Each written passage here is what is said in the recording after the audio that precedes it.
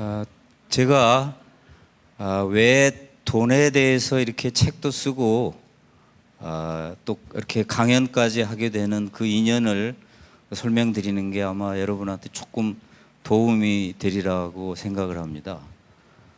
저는 처음에 불교를 접하게 된 게 위파사나 수행을 통해서 뭐 스트레스도 해소되고 건강에도 좋다더라 라고 하는 생각에 배웠습니다. 그게 많은 도움이 됐고요. 지금도 이제 계속 해오고 있는데, 명상을 하면서 경전에는 뭐라고 쓰여 있을까 궁금해서 불교 공부를 하게 됐습니다. 저는 행정학과에 있지만 박사학위는 경영학 박사했고 미국서 공인회계사, 그리고 미국에 있을 때는 경영대학원 교수를 했기 때문에 평생 돈에 대해서 연구를 했거든요. 그래서 가르치는 과목도 정부 예산과 회계에 대해서 가르치고, 그러다 보니까 경전을 공부할 때 처음에는 명상을 좀 더 배우려고 동국대 석사 박사를 들어갔는데 제 눈에는 돈에 관한 구절이 더 쏙쏙 들어오는 겁니다. 그러니까 같은 공부하던 분들이 저한테 농담을 한 적이 있었는데, 내 눈에는 그게 잘 안 보이는데 왜 이렇게 당신 눈에는 그렇게 잘 보이느냐고, 자기도 그 경전 읽었다고. 그래서 제 생각에 이게 내가 평생 돈에 대해서 공부를 해왔기 때문에 이 구절이 보이는구나. 그런데 이게 우리가 가장 큰 고통 중에 하나가 돈이라는 걸 알게 됐습니다. 부처님은 왜 출가하셨느냐 이 질문에 생로병사의 고통을 해결하기 위해서 출가하셨다 이렇게 말씀을 하셨는데, 그 생로병사의 마지막 사고, 죽음으로 인한 고통보다도 가난으로 인한 고통이 더 크다 이렇게 경전에 쓰여져 있거든요. 여러분도 다 겪으셨죠? 돈 때문에 얼마나 돈이 많아도 걱정이 있고 적으면 적은 대로 고통이 있습니다. 그래서 이 문제를 좀 해결해야 되겠구나. 명상이야 뭐 스님들도 많이 계시고, 그거보다는 오직 내가 좀 천착해서 연구할 수 있는 문제는 돈 문제겠다. 그런데 부처님이 돈에 대해서 이렇게 많은 말씀을 하셨으니 이건 좀 특별하지 않을까, 저는 그렇게 생각을 했습니다. 우리가 성경에 봐도 돈에 대한 말이 그렇게 많지는 않거든요. 그런데 경전에는 유난히 많습니다.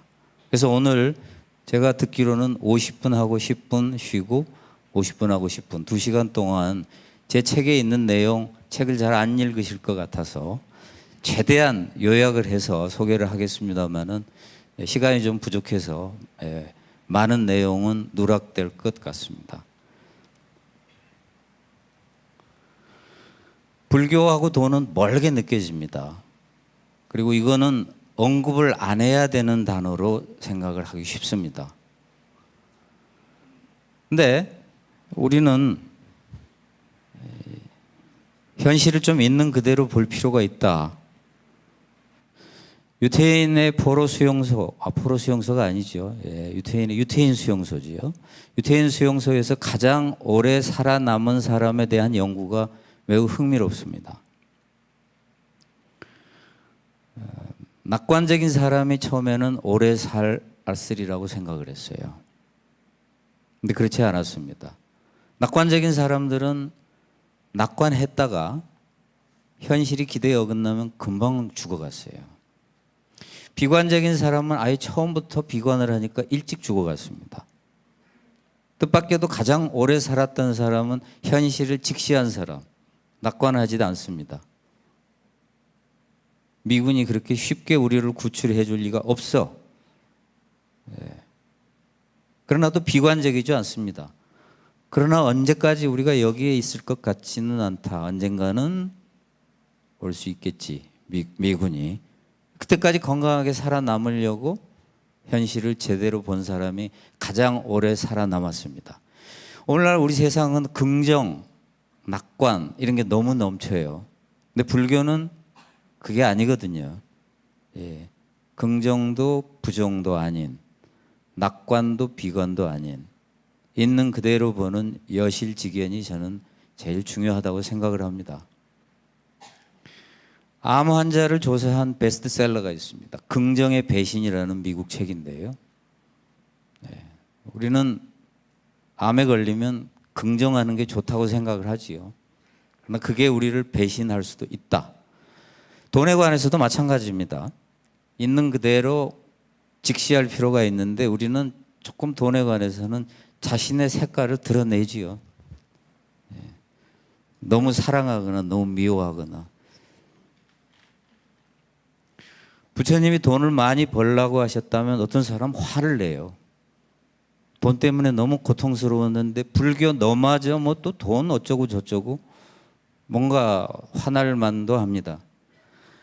그러나 이것은 불교를 잘못 이해하고 있기 때문이다. 우리 아까 반야심경에 보면 불구부정, 부정불감, 불구부정, 더러운 것도 깨끗한 것도 없으며 그렇게 했지 않습니까? 돈이 왜 더럽습니까? 그렇다고 깨끗한 것도 아니지요. 근데 왜 여기다가 화를 냅니까? 돈 탓하는 것은 우리가 불교를 잘못 이해하고 모든 게 자성이 있다고 착각하기 때문이지요. 그런 건 없지요. 그래서 우리는 욕망 앞에 좀 정직해질 필요가 있습니다. 미국에서 조사를 했어요. 초콜릿을 죽어도 먹지 마, 금욕, 그런 다음에 마음껏 먹어 하는 그룹하고 처음부터 알아서 먹어 하는 그룹하고 어디 가도 초콜릿을 많이 먹었을까요? 금욕시켰던 그룹은 나중에 풀어주니까 더 많이 먹습니다. 그래서 금욕은 별로 좋은 게 아니지요. 그래서 부처님도 고행 금식하시다가 아니다, 중도의 길로 우유죽을 드시지 않습니까?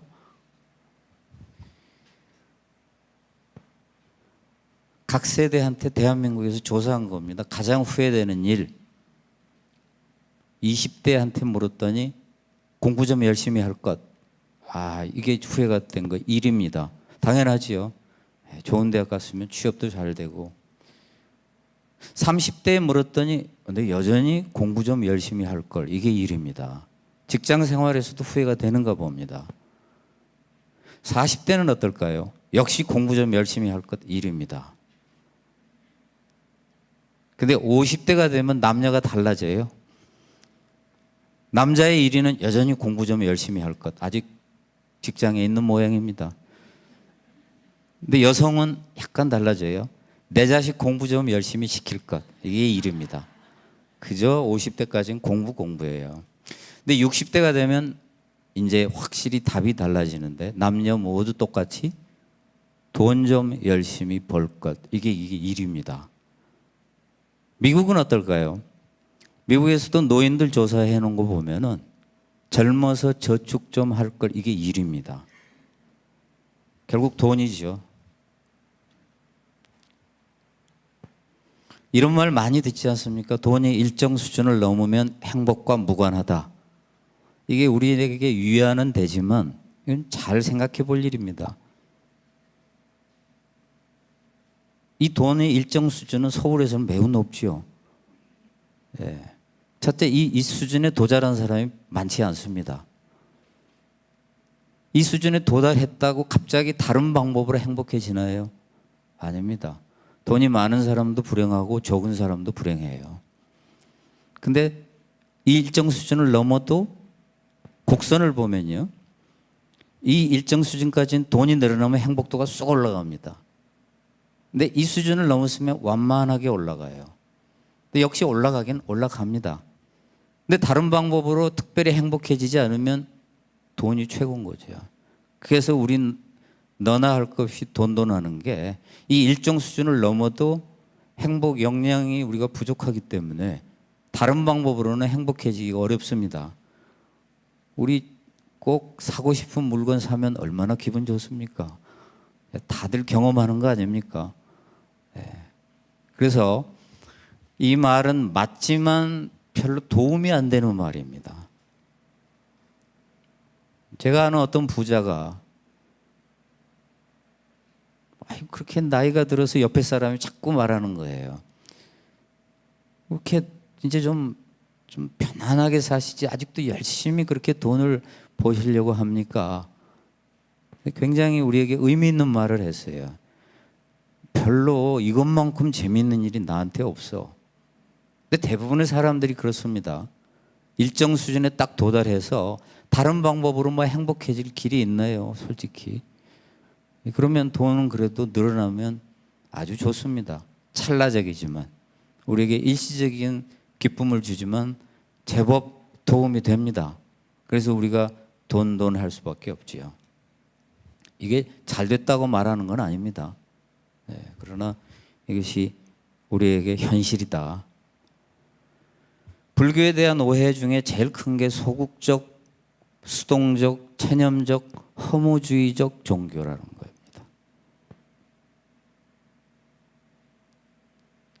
이게 굉장히 만연돼 있어요. 제가 노무현 대통령하고 꽤 가까웠거든요.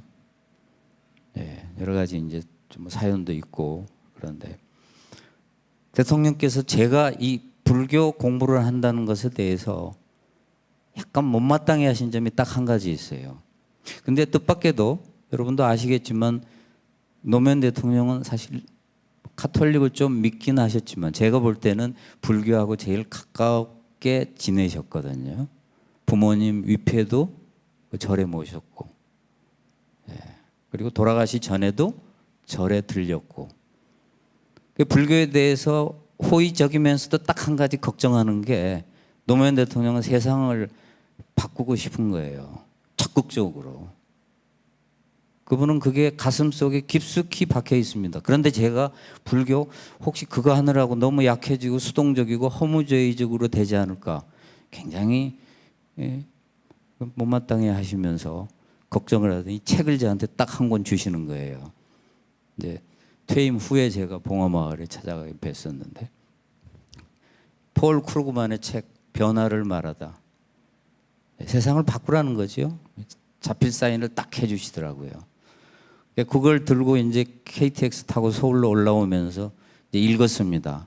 역시 세상을 어떻게 바꿔야 되는 건데 불교에 대한 우리의 관념은 다들 체념, 수동, 허무주의적 이렇게 되어 있습니다. 그러니 돈에 관해서도 가급적 벌지 말고 적게 쓰고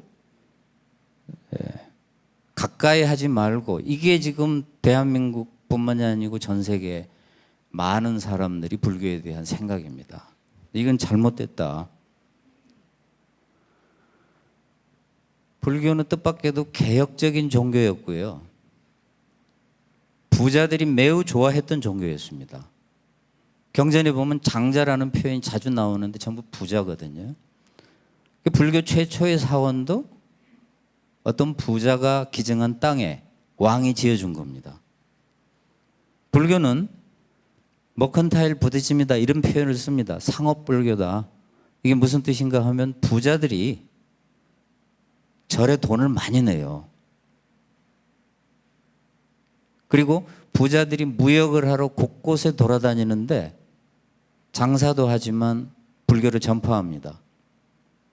그리고 부자들이 무역으로 여러 곳을 돌아다닐 때 스님들이 같이 갑니다. 그래서 낮에는 이제 스님들이 이 상인들의 도움으로 이동을 하고 밤이 되면은 스님들이 설법을 했다고 그래요. 상인들한테. 그러면서 불교는 전파돼 갑니다. 상인들의 강력한 비호와 지원하에. 그래서 오죽하면 상업불교라는 표현을 쓸 정도입니다. 우리가 생각하고 있는 불교와는 아주 다릅니다. 그리고 불교는 당시에 제도권 종교하고는 다른 매우 혁신적인 종교였습니다. 그래서 어떤 분은 그 운동권 종교였네 이런 말을 하기도 해요. 그 정도로 진보적이고 혁신적인 종교. 계급제를 무시하고 사성제를 무시하지요. 그리고 여성의 출가를 허용하고 모든 게 매우 파격적이어서 그냥 진보적이라는 표현으로는 부족합니다. 혁명적이라고 말할 수 있을 만큼.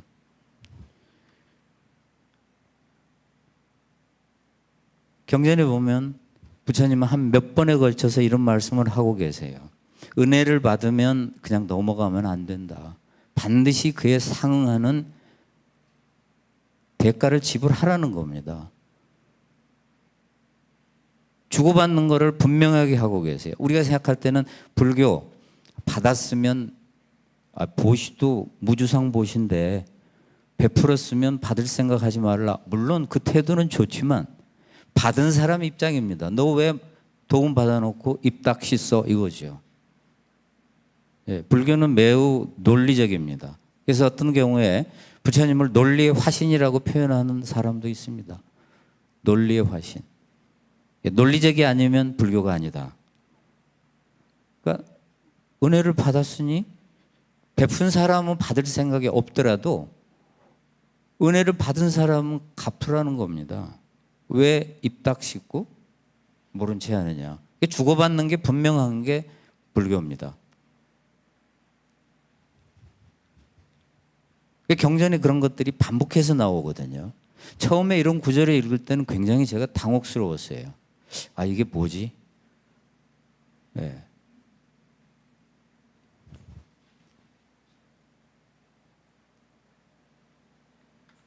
근데 경전에 보면 나쁜 놈도 돈을 번다 이렇게 돼 있거든요. 이것도 저는 좋아하는 구절입니다. 왜? 왜냐면요.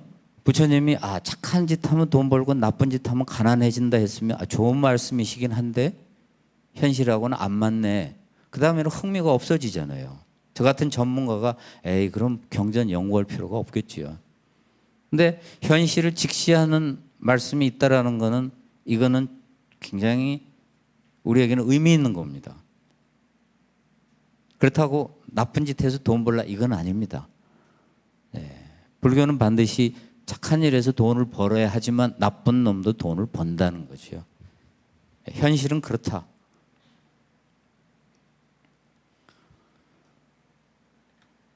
제가 이 구절을 처음에 읽었을 때요. 벼력자바함경에 벌이 온갖 꽃을 채집하듯이 밤낮으로 재물을 얻으라.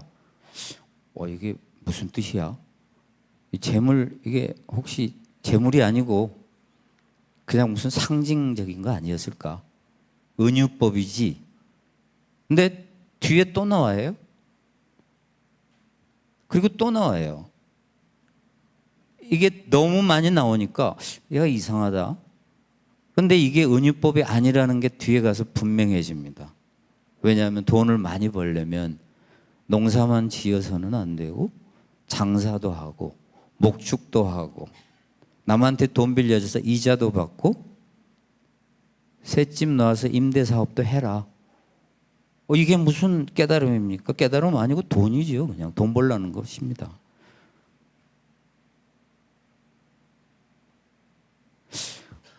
그래서 처음에는 이 구절을 들었을 때는 어쩌다 지나가신 말씀으로 한 말씀 하신 것, 근데 그게 아니구나. 이렇게 해서 반복해서 나올 때는 이게 아니구나. 이제 뒤에 가서 분명해졌습니다. 이유는 간단합니다. 논리적으로 생각하면 돈 있으면 좋은 거 아닙니까? 일단 큰 집에서 맛있는 거 먹고 여유 있게 살지요. 경전에는 이런 말이 많이 나와 있습니다. 복 받는 거다. 돈이 많으면. 그런데 이제 거기 보면 돈이 많으면 옆에 사람도 돕는다. 그렇죠? 네. 그리고 보시도 많이 할 수 있지 않습니까? 그게 얼마나 좋은 겁니까? 너무나 당연한 건데 우리는 돈이 많으면 뭔가 미안하고 잘못 저지르는 것 같고 불교하고는 거리가 멀어서 좀 뭔가 위축되는 그런 느낌을 갖는데 그것은 불교를 잘못 이해하고 있는 것입니다. 부처님은 너무 간단하게 생각하신 거죠. 논리적이죠. 돈 많으면 좋은 거 아니냐. 잘 쓸 수 있으니까. 이걸 현실을 직시하는 것을 우리는 잊지 말아야 된다고 생각을 합니다. 자이나교의 5개가 있거든요. 불교의 5개하고 딱 하나만 빼고는 똑같습니다. 근데 처음에는 불교가 4개였다고 그래요. 저도 그거는 조금 조사해 봐야 될 것 같은데 일단 5개가 똑같은데 하나가 다릅니다. 자이나교는 무소유가 들어있는데 불교는 무소유 대신에 술 마시지 말라가 들어있습니다. 근데 우리가 알고 있기에 불교는 무소유의 종교인데, 그렇죠? 네, 이제 이 문제가 또 우리가 고민해 봐야 될 사항입니다. 무소유는 여전히 중요합니다, 불교에서. 그러나 불교는 무소유의 종교라고 하기에는 조금 다르지요. 다른 측면이 있습니다. 이제 저도 법정 스님의 무소유라는 책을 이제 읽어봤어요. 그게 얇은 책인데 읽어보고 참 이게 나름 의미가 있네. 그래서 참 웃긴다고 생각을 했습니다. 현대인 무소유 근처도 못 갈 사람들이 뭐 이런 걸로 베스트셀러가 되나. 근데 이제 법정 스님이 돌아가시고 책 절판하라 하니까 난리가 났었죠. 갑자기 그 책 사보려고. 서점이 동이 났습니다. 친구가 전화를 해가지고 그거 너 불교지? 딱 그러는 거예요. 그래서 너 그러면은 저 무소유 책 있지? 그러는 겁니다. 아니 나 그 도서관에서 빌려서 읽었는데 그걸 자기가 구하려고 하는데 서점에 한 권도 없다는 거예요. 내가 빌려줄게. 도서관에서 빌려줄게. 자긴 그거 싫고 소장을 하고 싶다는 겁니다. 그것도 2권씩이나. 왜 또 2권이야? 그랬더니 우리 사돈 어른이 계시는데 사돈한테도 한 권 드리고 자기도 한 권 갖겠다고. 왜 이 책이 우리에게 의미가 있는가 하면요, 우리가 이 무소유가 우리에게 주는 현대적 교훈이 있거든요. 자, 일단 불교의 관점에서 볼 때 무소유는 우리가 억지로 가난해질 필요는 없는 겁니다.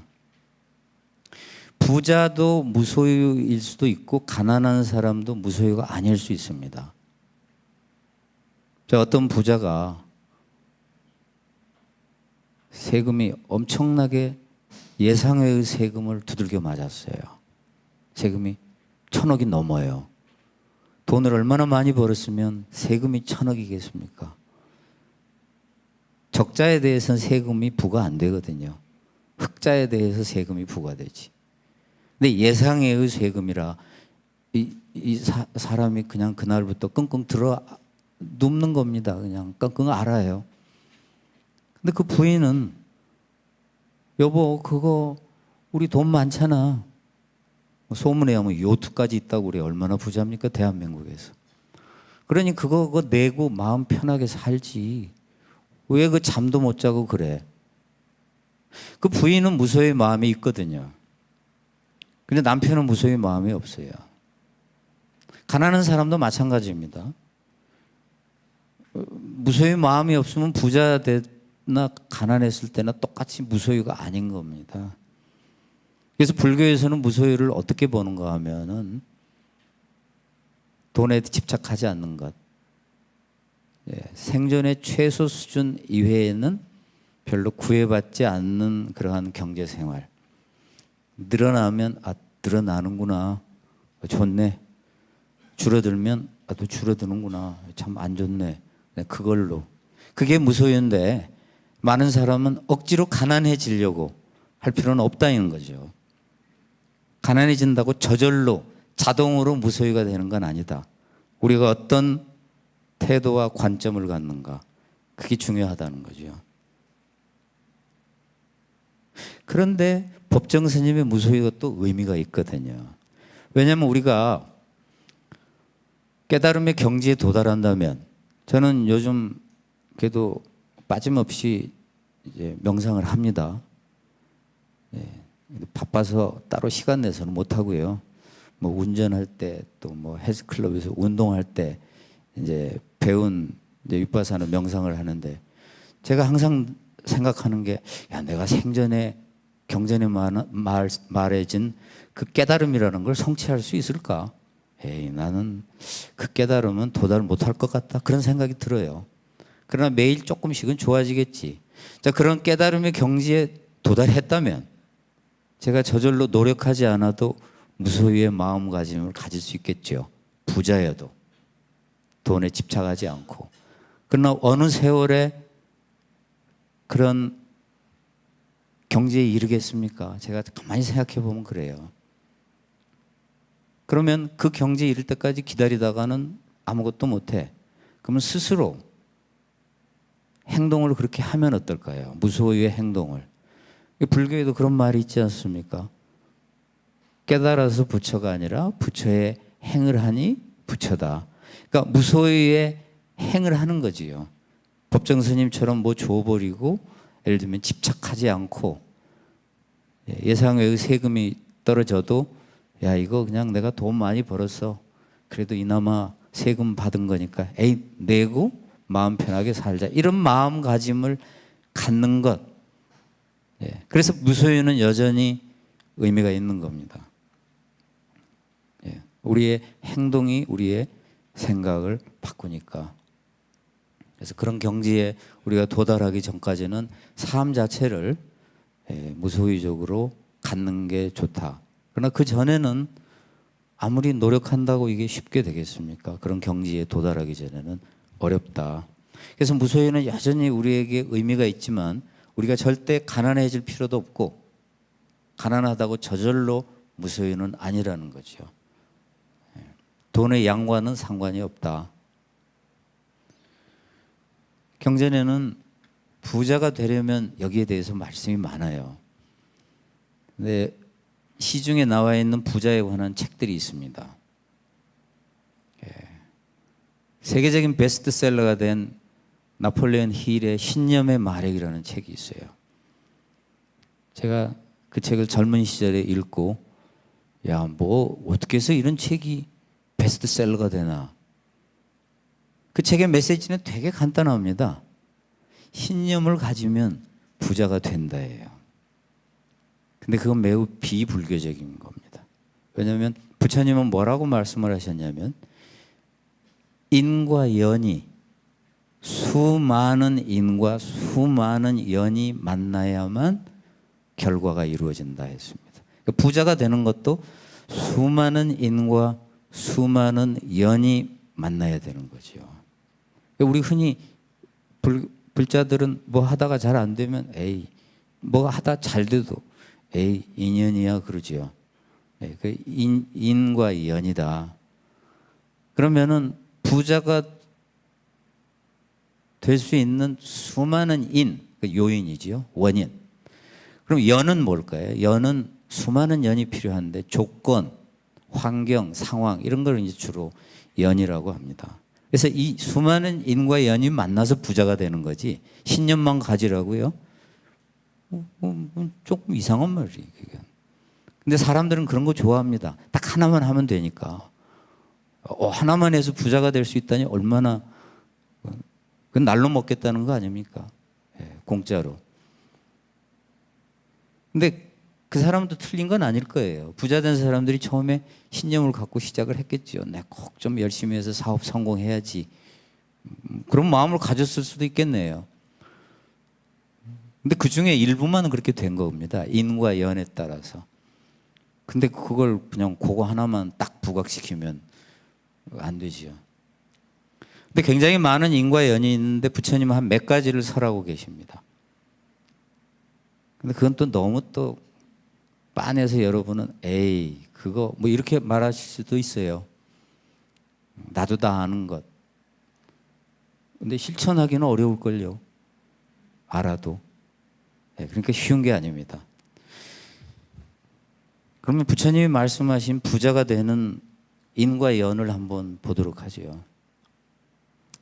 우리 연기사상, 부처님의 연기사상, 불교를 한마디로 부처님이 뭐라고 말씀을 하셨는가 하면 법을 알면 연기를 알고 연기를 알면 법을 안다. 연기사상의 이제 인과 연. 자, 이익도 손실도 모두 연기적이니까 모두 인과 연이. 그 어떤 사업하는 사람은요, 자기가 최선을 다했는데도 갑자기 사업이 망하기도 합니다. 자기 탓은 조금밖에 없어요. 또 많은 사람들이 그냥 오오 하면서 그냥 부자가 돼버리기도 해요.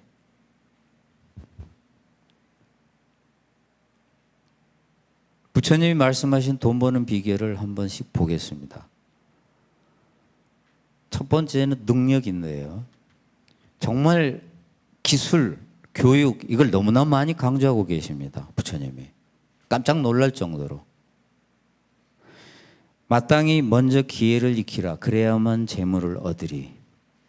근데 그때 부자가 된 사람들은 뜻밖에도 인도의 4계급 중에서 브라만도 아닌, 브라만이 제1계급입니다. 제 두 번째 계급은 크샤트리아, 세 번째 계급이 바이사, 네 번째가 수드라. 근데 첫 번째 계급도 아니고 두 번째 계급도 아닌 세 번째 계급, 평민 계급, 바이사 계급이 부자가 됐어요. 거의 대부분이 바이사 계급이었답니다.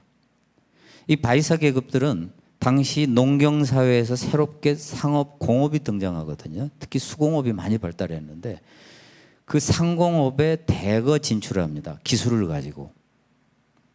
이 사람들이 부자가 되니까 브라만들이 딱 보니까 자기네들은 귀족인데 좀 체면이 깎이는 일이죠. 그런 기술 배우고 한다는 게. 그러나 돈은 많이 벌거든. 그러니까 염치불고하고 바이사처럼 그런 일에 뛰어들어서 돈을 번 사람도 있었다고 그래요. 그렇지만 압도적으로는 기술을 가진 바이사들이 부자가 됩니다. 그래서 그런지 부처님은 유난히 기술을 되게 강조하십니다. 구절이 많습니다.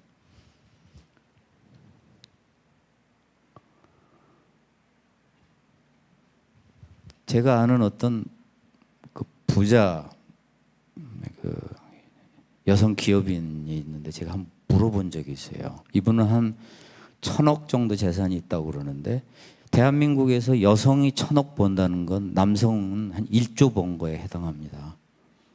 쉽지 않지요. 여성이 1,000억을 번다는 건. 그래서 제가 이제 궁금했어요.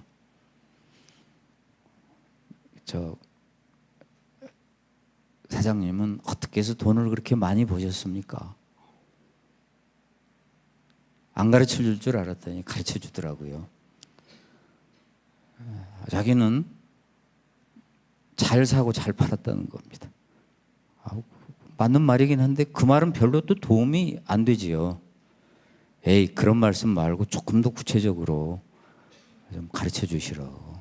그랬더니 드디어 비결을 가르쳐 줬어요. 자기는 이제 결정적인 순간이 올 때, 즉 오늘 계약을 해야 돼 말아야 돼? 오늘 물건을 사야 돼 말아야 돼? 오늘 팔아야 돼 말아야 돼? 그런 순간이 오면 이제 그동안 많이 고민을 했겠죠. 그날 아침에 일찍 일어난답니다. 그런 다음에 목욕을 한다고 그래요. 그 다음에 깨끗한 옷으로 갈아입고 눈을 감고 생각을 한답니다. 이분은 불자가 아니에요. 무종교인 분인데 눈을 감고 뭘 생각하느냐 하면 오늘 이거 계약해 말아야 돼?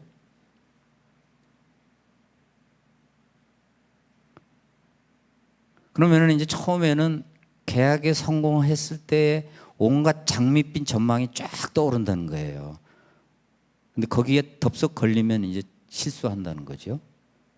그러다 또 한번 부정적으로 생각하면 이 계약이 잘못됐을 때 큰일 나겠네. 또 온갖 나쁜 생각이 쫙 나오는데 그러면 또 기회를 놓칠 수도 있답니다. 그 두 생각을 왔다 갔다 하면서 자기가 치우치지 않게 굉장히 노력을 해서 결정을 한답니다. 해야지 말아야지 하고. 저는 그게 꼭 우리 그 법당에 와서 기도하는 거나 똑같이 느껴졌어요. 명상하는 거나 똑같이 느껴졌습니다. 이건 그 의미가 있구나. 근데 이제 부처님 말씀대로 하자면 우리가 중대한 계약을 할 때는 정념을 소지하고 생각을 해야 돼요. 치우치지 않으려면, 있는 그대로 보려면. 막 낙관하면 큰일 나지요. 비관하면은 또 기회를 놓칩니다. 그러니 낙관도 비관도 하지 않고 여실직연, 우리 불교의 말대로 있는 그대로 보기 위해서는 뭔가 필요하지요. 그래서 기도를 한다거나 명상을 한다거나. 그게 이제 서양 학자들이 조사를 했습니다. 이러한 명상이 의사결정에 도움이 되는가, 과학적으로 도움이 된다, 이게 밝혀졌지요. 그래서 능력 중에서 매우 중요한 능력은 결정을 잘하는 능력입니다. 그리고 우리는 불자들은 결정을 잘하기 위한 어떤 그런 방법을 알고 있죠. 하다못해 안 되면 연불선이라도 하면 되지 않습니까? 명상이 어려우면. 중요한 것은 치우치지 않고 여실직연의 마음을 갖는 그러한 게 굉장히 중요하다. 재밌는 게 명상을 하면 창의성이 생긴답니다. 근데 우리 명상하면 꼭 어려운 이 화두선, 윗바사는 화두선보다 쉽다고 하지만 그래도 여전히 어렵거든요. 그런 것만 생각하는데 그게 안 되면 기도를 명상으로 써도 되고요. 하다못해 연불선 해도 되고요. 경전에 보면 바보 있지 않습니까? 주립판타카. 바보지요. 엄청 바보에 부처님이 빗자루로 마당을 쓸어라. 그걸로 수행해서 깨달음을 얻지 않습니까? 안 되면 연불선이라도 하면 되지요. 중요한 것은 우리가 이 중요한 능력을 갖는 방법이 있다. 불교에는 있다.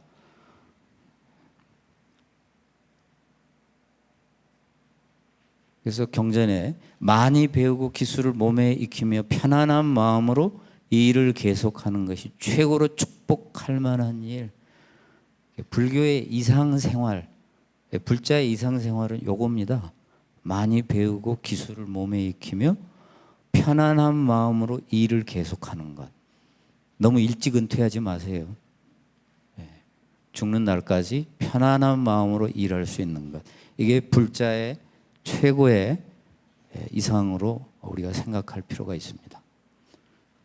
여기서 중요한 건 많이 배우고 기술을 익힌다. 공부 엄청나게 강조하셨습니다. 그래서 보행 왕정론에 보면 국가의 학당을 세워 선생을 고용하고 학사를 공양해야 하며 토대가 되는 업을 영원히 흥건하면 그대의 행은 오랫동안 지혜로울 것입니다. 교육 시설에까지 언급이 되어 있습니다. 유태인은 왜 다른가? 세계 인구의 0.2%, 세계 억만장자의 30%가 유태인이에요. 인구는 0.2%밖에 안 되는데. 우리가 아는 빌 게이츠, 록펠러, 마크 저거버그, 마크 저거버그는 페이스북 창업자고, 레리 페이지 구글의 창업자입니다. 다 유태인들입니다. 미국에서 조사를 했어요. 초등학생들한테 너 꿈이 뭐야? 근데 너무나 놀라운 답이 나왔어요. 주식 중개인, 영어로 이제 스탁 브로커, 초등학생의 꿈이. 그래서 봤더니 유태인의 아이였습니다. 유태인들은 어렸을 때부터 돈에 대해서 교육을 합니다. 사춘기부터 투자를 하고요. 그래서 이 사람들이